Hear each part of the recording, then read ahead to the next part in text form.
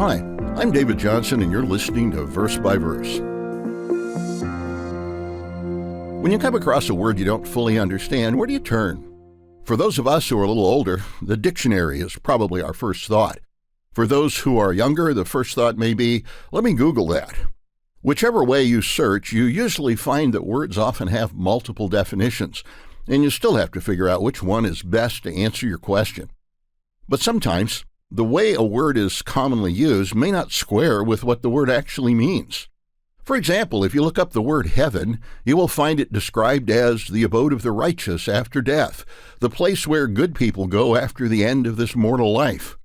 The only problem with that definition is it's not biblically correct, in spite of the fact that millions of people assume it to be true. The verse we're considering in this episode includes a word much like that. Let's read it. Matthew 24, verse 14. And this gospel of the kingdom will be preached in all the world as a witness to all the nations, and then the end will come. The frequently misunderstood word in this verse is the word gospel.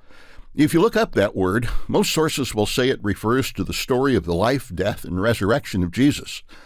Does that square with what the Bible actually says? The word gospel occurs almost 100 times in the New Testament, so there are many places we can look to see how it's used.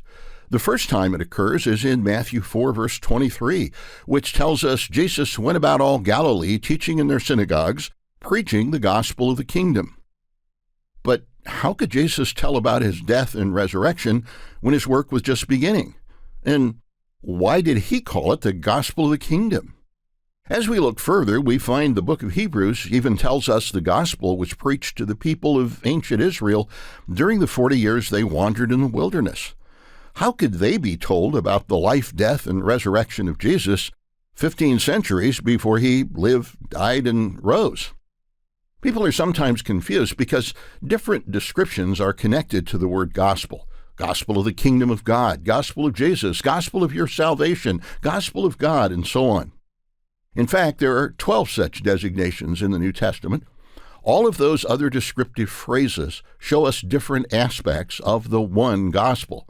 But Paul makes it clear in the first chapter of Galatians that there is actually only one true gospel.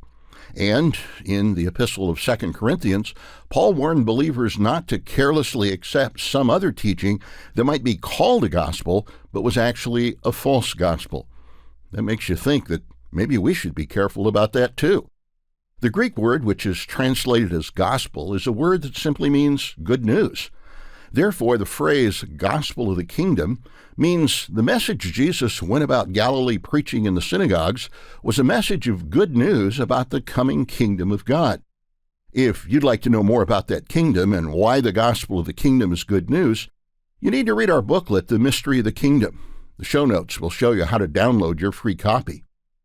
Why did Jesus say that the one true gospel of the kingdom would be preached in all the world as a witness just before his return?